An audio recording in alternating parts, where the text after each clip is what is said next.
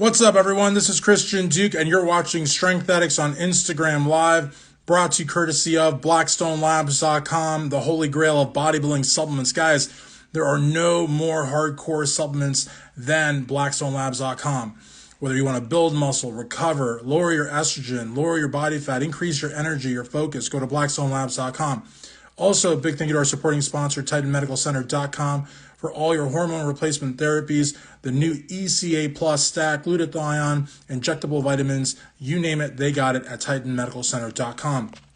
So today I'm super excited because today's guest is someone who is an IFBB pro. She is a podcast co-host and she's a coach. So she's doing a lot of things in the fitness industry, and she brings a fantastic physique to the stage. Rachel in the house, interview guest from yesterday. I'll be chopping up her interview as well, and there's a lot more stuff going on. I want to say what's up to Art. I want to say what's up to Alicia. What's up to lifting and stuff. Let's see who else is in here. Jasmine, the fit chick's in here. Omni Muscle, Big Frank the Tank, Like and Beast. Art is in the house. Art Velasquez, what's up? We got Emily in the house. So we got a lot of cool people here. We got Motto Fit. Big Frank, how are you doing, my man? How's it going? How are you? M. Jones, Fit Mama in the house. How are you? Guys, don't forget that we got Jackie Hall at 8 o'clock in about an hour's time from the Blackstone Labs Legion. So that's going to be really cool as well. And I'm going to see if our guest is here. I'm going to be scanning. We got Emily Kate Clausen in here. Clausen, I hope I didn't butcher your last name. I do that sometimes. It's not my fault, guys. I'm trying.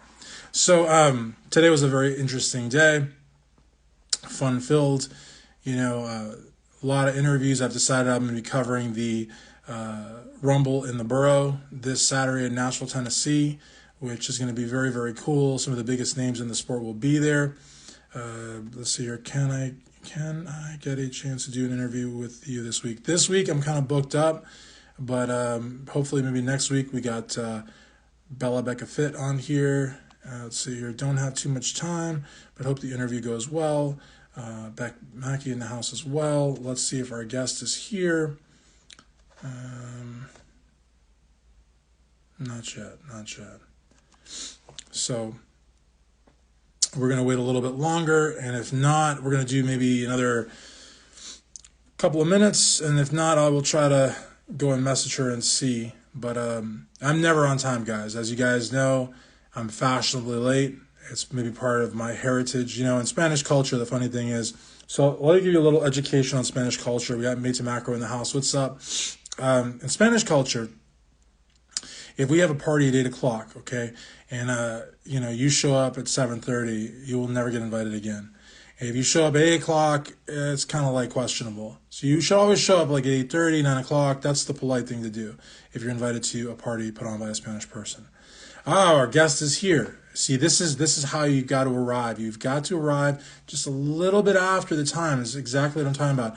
And it's part of like what we in Spanish culture basically define as, fashionably late. You never want to be on time because it's like you've got nothing going on. You sure as hell don't want to be early, because that's just like grounds to never be your friend again.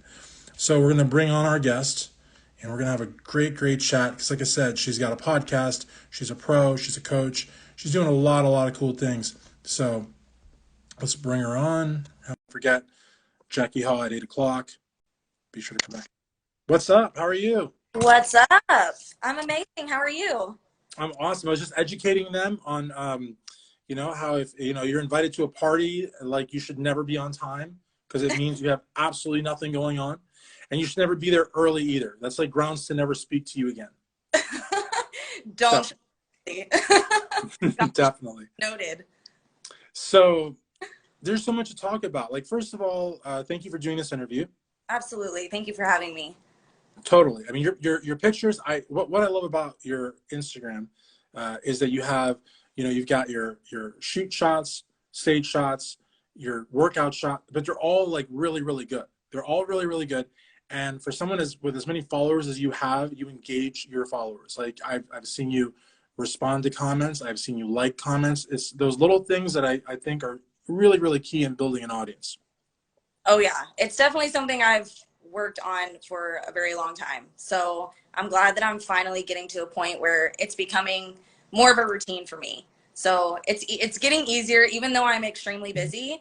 It is part of my routine. I actually set aside on my calendar like space off so that way I can go onto social media, comment back, do all the things, because I truly appreciate every single person that takes time out of their day to say something to me. And I always want to do my best to be showing them, that I'm appreciative.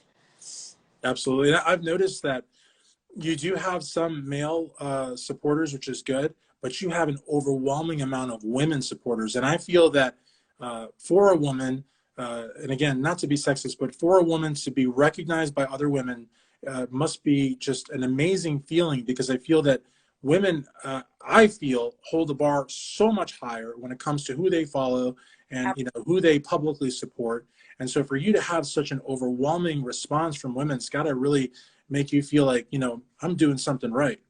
Absolutely. And it's funny that you bring that up, because I was actually out of town with my coach, Jamie, and we were actually talking about like audiences and like male and female, how much followers you have, like male versus female. And Right. I actually check your percentage on social media, and you can literally check to see how many women versus how many men follow you. I have like 96% women and like 4% men. It was insane. I couldn't even believe it.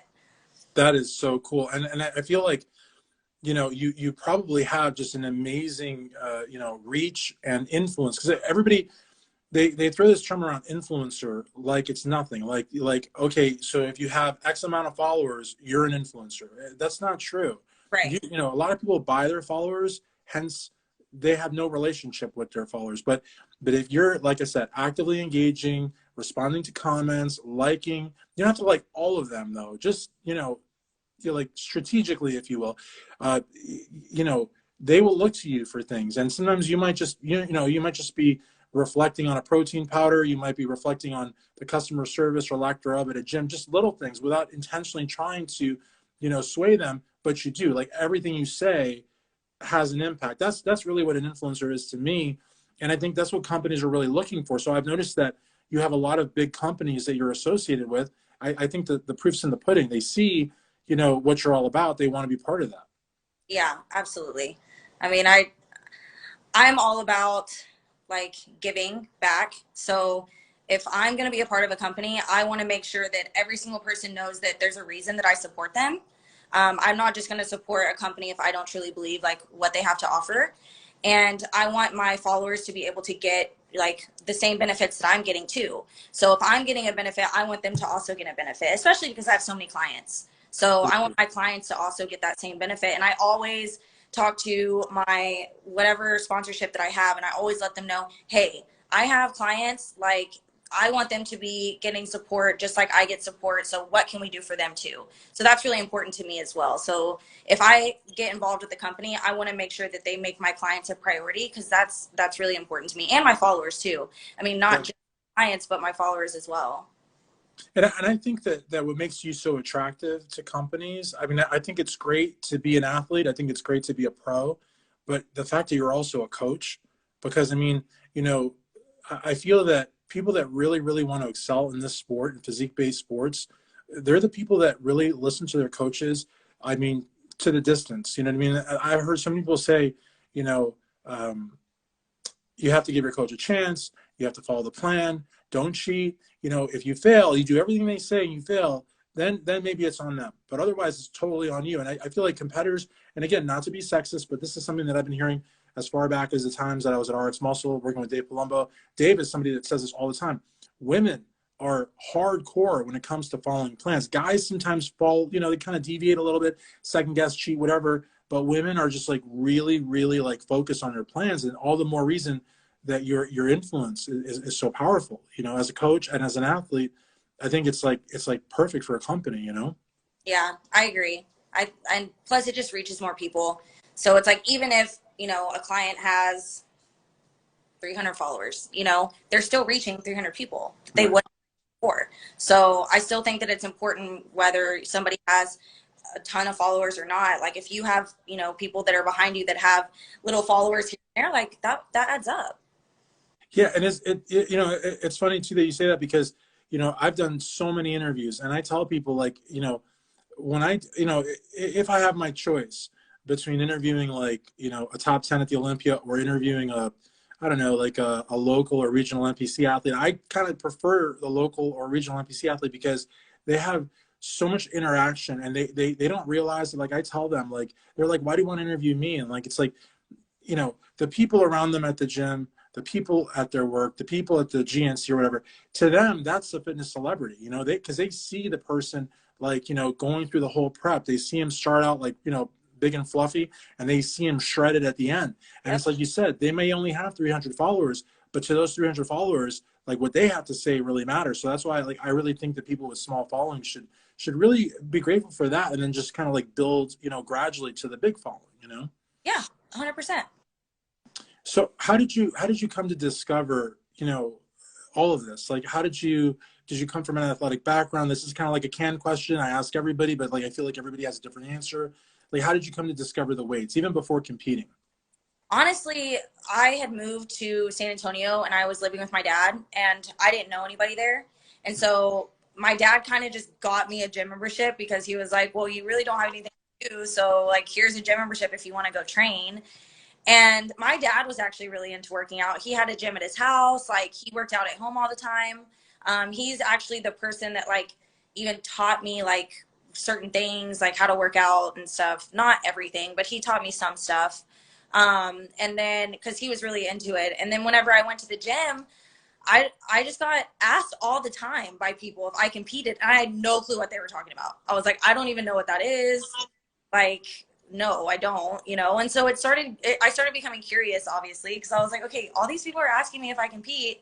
So what is that? Like, what is competing? Like, should I compete? Right. And so I kind of just started doing more research. And this was like right when Instagram was taking off. So Instagram was brand new.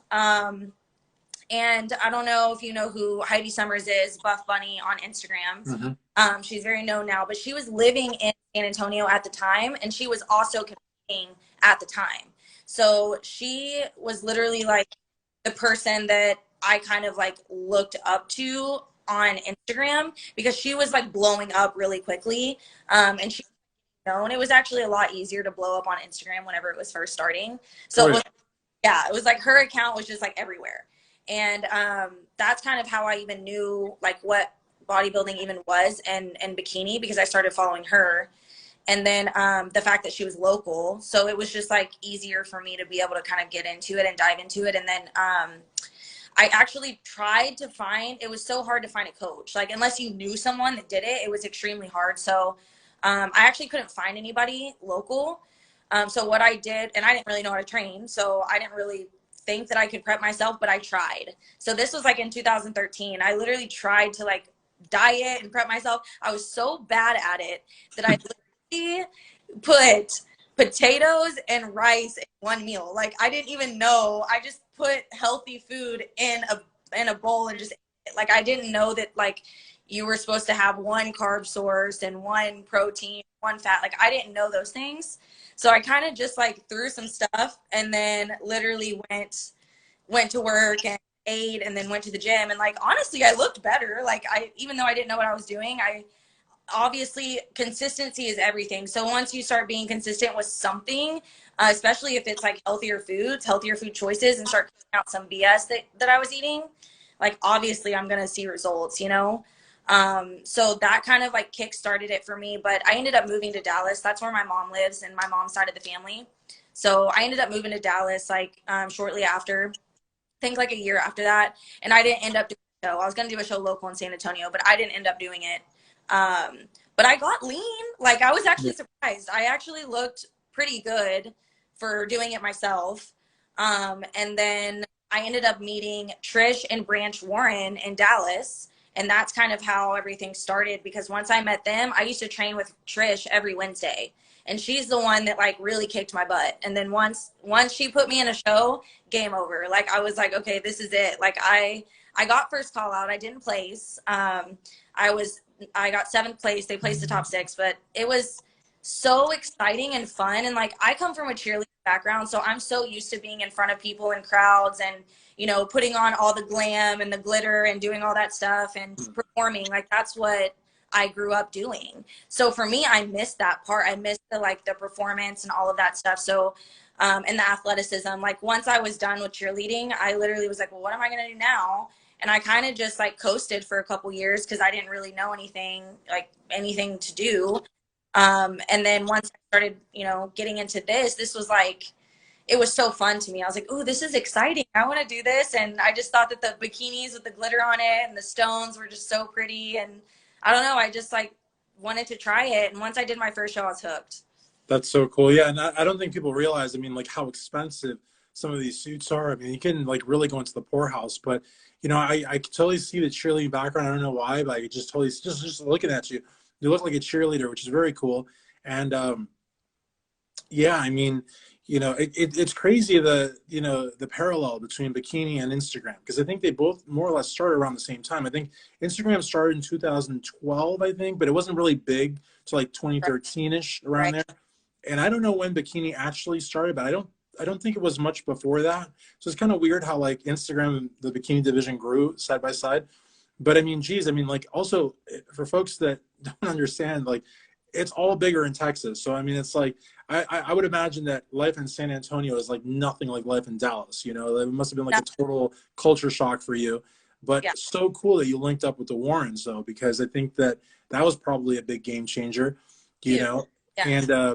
and even when you were talking about eating, you know, rice and potatoes in the same meal, even though that's not ideal, you still look good, right? And you it was a learning experience. I think that's pretty valuable actually to learn your body and to learn how it reacts. Even if ideally your diet's not where it needs to be, you still walk away with knowledge from it, you know?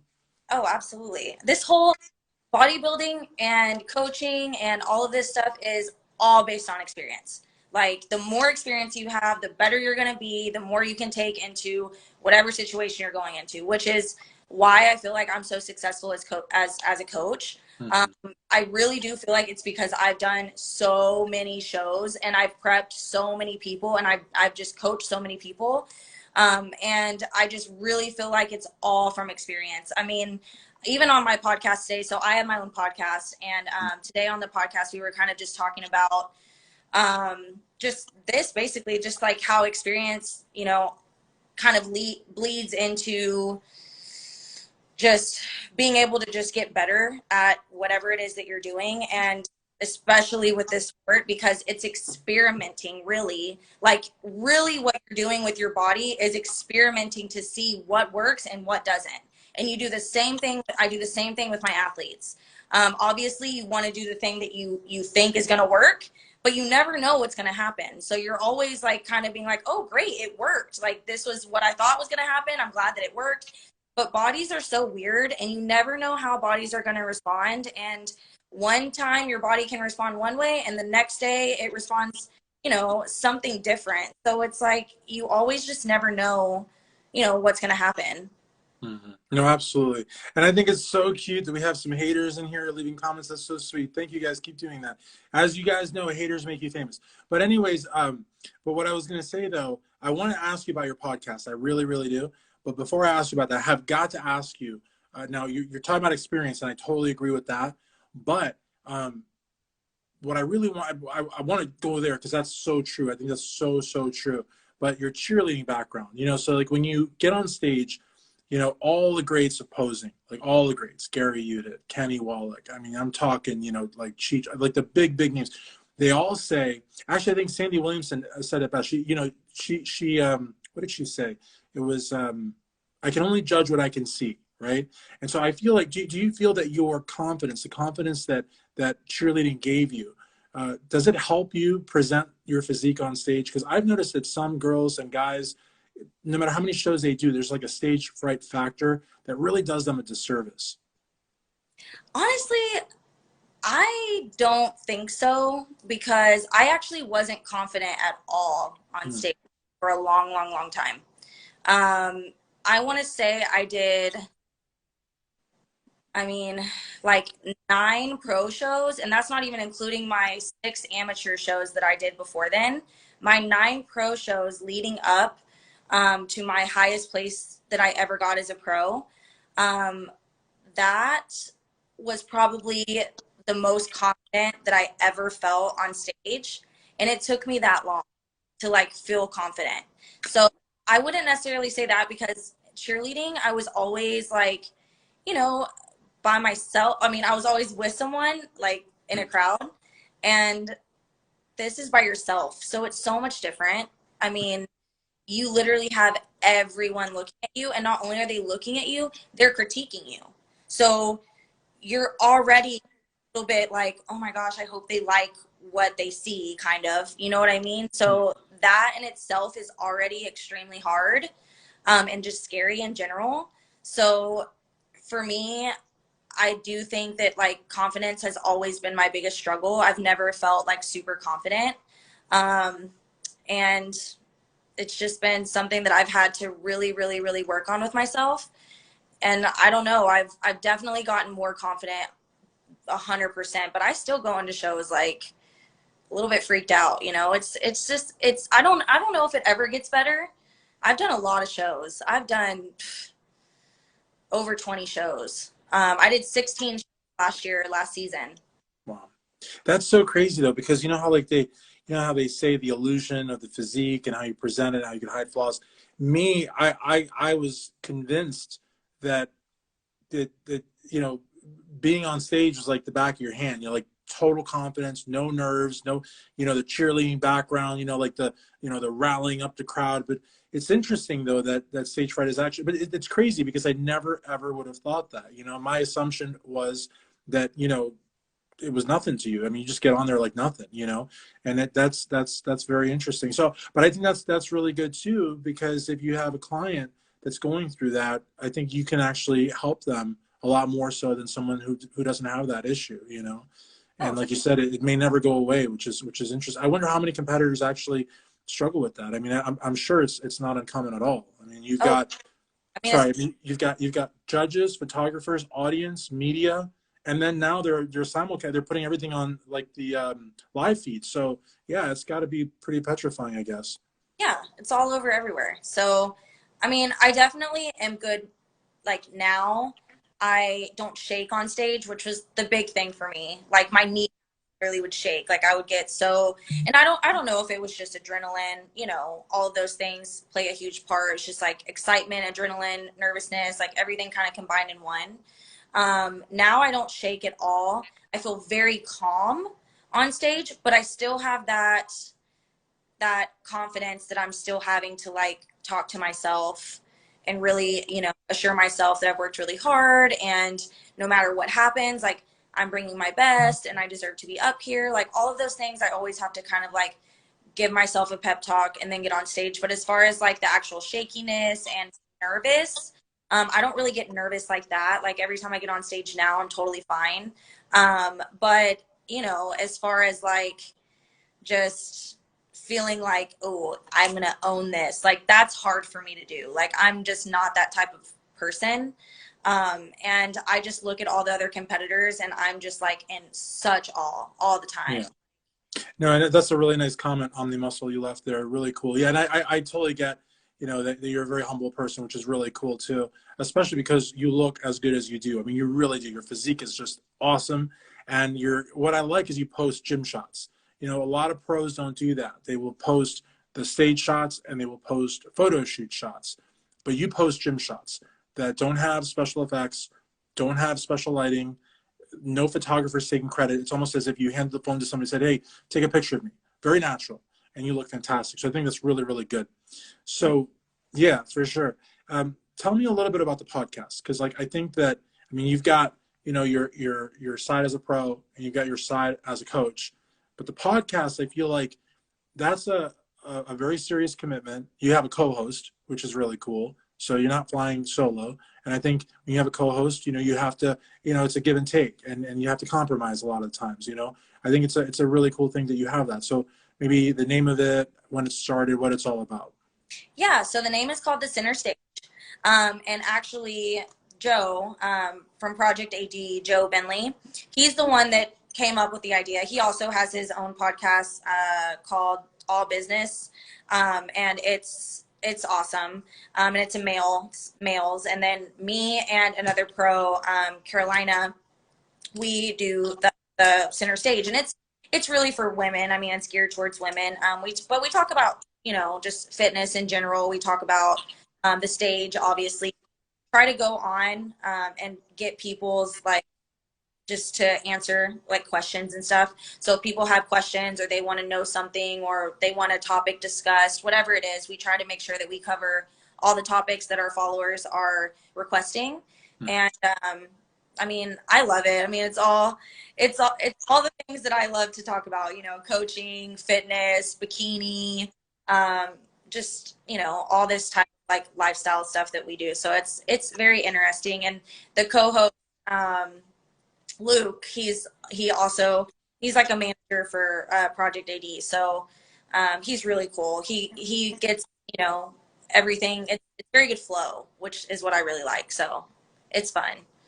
That's awesome. That's awesome. And, you know, now, you know, a lot of people are wanting to do podcasts. In fact, on some of the Facebook groups that I promoted this interview at, I said, look, if you want to start a podcast or you want to start a channel, and, you know, definitely tune into this. And I think the hardest part of, you know, doing a podcast or a series of any sort is that, you know, they often say that, you know, the first 6, 7, or 8 episodes, you're pretty much talking to yourself, you know, while you build an audience.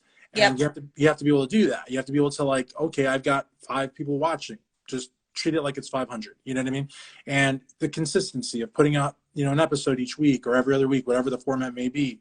You know what I mean? And just like, and one other thing that you said, very, very important, is listening to what your listeners want. You know what I mean? Incorporating that into the show. So there's just like so much that goes into making a successful podcast. But, you know, I looked at the page and it looks like a really good one. You know, I don't think there's anything wrong with having a podcast that's geared either for men or for women and talking about things that you love. And I think that's awesome. Yeah, it's off a lot. And I think we just did our 54th episode, I think. So we've been doing it for quite some time, but it's still growing. I still feel like it's a baby. So it'll get there. Definitely. That's awesome. 54, that's a huge milestone. I think that's amazing. And like I said, you know, the fact that you do that and that is something that you love, ultimately, that's what really matters. So, you know, I think everybody, you know, especially competitors, you know, most people don't make money doing this. And if they do, it's a nominal amount. You could probably make a lot more money doing something else. But it really comes down to if you love it. If you love it, it's worth it. You know what I mean? And you are very successful. But I'm just saying, even like your local competitors, if you love it, that's all you need, you know? Absolutely. I agree with that. So I really, really want to thank you very, very much. Usually I could probably talk to you for like another hour, but you know, I know your time is very valuable and, you know, you don't have a lot of it, you know, so that's the one thing they're not making more of is time. But, you know, I can't thank you enough for doing this. I really can. It's just, I really appreciate it. I appreciate it so much. Thank you for having me on. Of course. Now, how can folks find you? Like Instagram, Facebook, websites, anything? I just use Instagram really. I never get on Facebook. I have one, but I don't use it. Um, so yeah, just my Instagram, which is Ashlyn_IFBB Pro and Awesome. Ashlyn Little. So you can just look up my name if you want it. It should pop up. Awesome. And the podcast is called The Center Stage. The Center Stage. Be sure to check it out, guys. So thank you very, very much for podcast host, IFBB Pro coach, Ashlyn Little, Christian Duke, StrengthAddicts.com. Thank you so, so much. Thank you. Bye-bye. Bye.